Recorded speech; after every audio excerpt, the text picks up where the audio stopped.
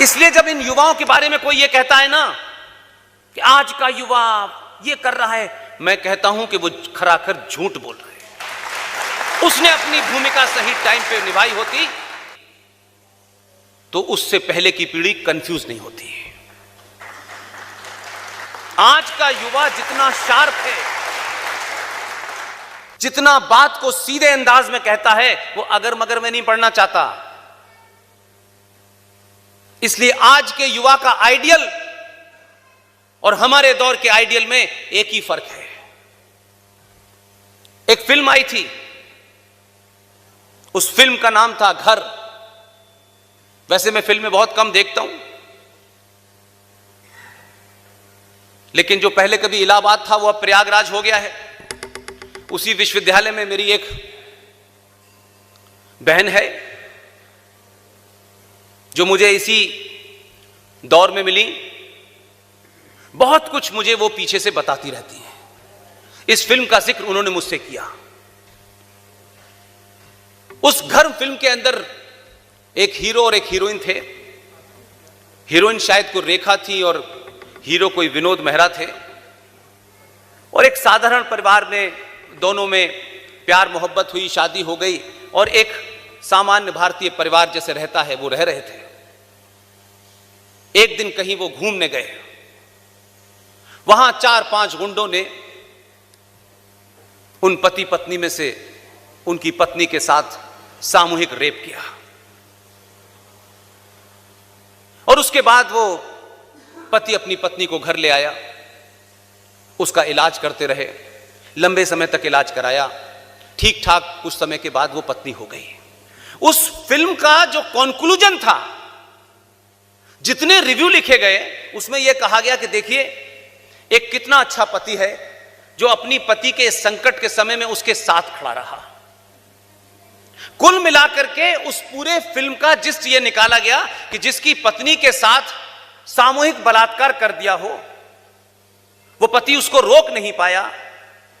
पूरे समय तक बाकी की जिंदगी में वो पत्नी उस साइकोलॉजिकल ट्रॉमा से निकलती है और फाइनली वो पति इस बात में सक्सेसफुल हो जाता है कि वो पत्नी से कहता है अब सब भूल जाओ, सब सामान्य हो जाएगा।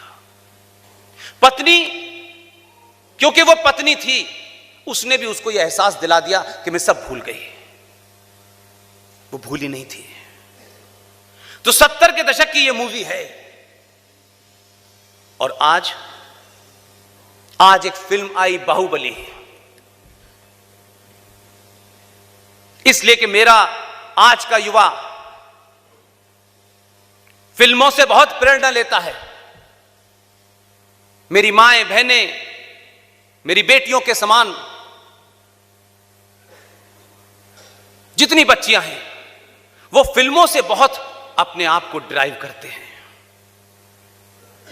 आज आपके पास फिल्मों से अगर कुछ ड्राइव करना है तो 1-2 लाइन की मैं आपको कहानी सुनाता हूं। बाहुबली में उस फिल्म का जो हीरो है, उसकी पत्नी है देवसेना। राजनीतिक षड्यंत्रों के तहत कैसे वहां सत्ता बदली, यह मेरा मुद्दा नहीं है, लेकिन उस सभा में जब महिलाएं लाइन लगा करके ऊपर जा रही थीं, तो बाहुबली की पत्नी भी लाइन लगा के जा रही थी। और सत्ता का कोई चाटुकार उन महिलाओं की मान मर्यादा से खेल रहा था। देवसेना जब आई तो देवसेना के भी उसने ऐसे ही हाथ लगाया। देवसेना 70 के दशक की हीरोइन नहीं थी, उसने निकाला और उसकी उंगलियां काट दी। ताली बजाने का यह समय नहीं है। मेरी बहन, मेरी माएं और वो बेटियां, उनसे मैं इस शब्द पे मुखातिब नहीं हूं। मैं हर उस पुरुष से हूं जिसे अपने पुरुषार्थ पे बहुत यकीन है, जिसको पुरुष होने का बड़ा दंभ है। पैदा होने से कोई पुरुष नहीं हो जाता। मैं उन भाइयों से पूछना चाहता हूं, उन पिताओं से पूछना चाहता हूं, आपकी बेटी घर से निकल करके पढ़ने जाती है, घर से निकल के सहेलियों से मिलने जाती है, लेकिन किसी न किसी चौराहे पर कोई न कोई गुंडा, जिहादी उससे अश्लील बात कहता है, उसको छेड़ता है, उसका हाथ पकड़ लेता है।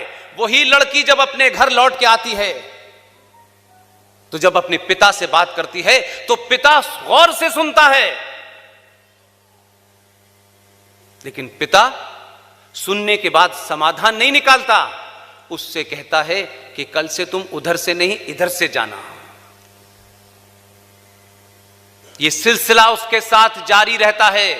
वो भाई जो सुबह से लेकर शाम तक मोटरसाइकिल पे घूमता है, जब वो भाई से कहती है तो भाई को लगता है कि इसके लिए तो मुझे लड़ना पड़ेगा, तो भाई कहता है कि तुम घर बैठ के क्यों नहीं पढ़ लेती, तुम्हारे चक्कर में अब मैं लड़ता फिरूंगा। वो अपने पिता की, अपने भाई की लाचारी को देखती है। वो देखती है कि मेरा पिता जो एक नौकरी करता है जिससे घर चलता है, अगर मेरे सम्मान को बचाने के लिए वो घर से निकलेगा तो ये पूरा घर कैसे चलेगा। मेरा भाई जिसे मेरी रक्षा करनी चाहिए थी वो मुझसे रक्षा ना करके मुझसे कह रहा है कि तुम उधर से रास्ता बदल लो, तुम पढ़ने क्यों जा रही हो, तुम घर से चली जाओ। वो लाचार लड़की अपने पिता, अपने भाई की लाचारी को देख करके अपने मन में तय कर लेती है,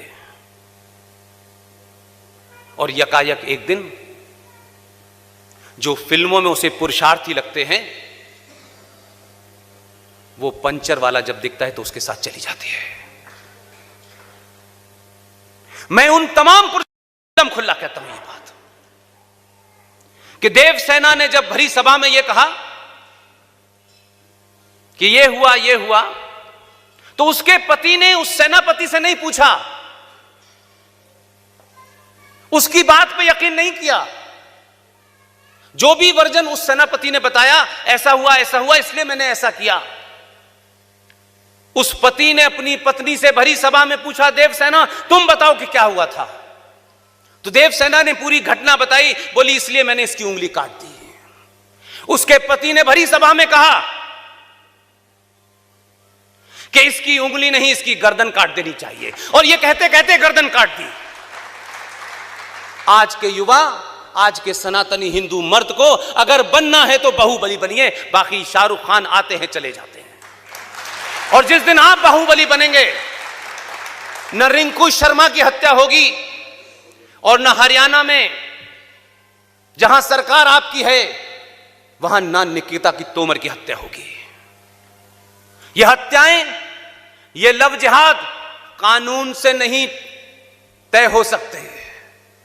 कानून इसमें कुछ नहीं कर सकता। कानून तो मर्डर का भी है, रेप का भी है, चोरी का भी है, डकैती का भी है। क्या रुक गई उससे?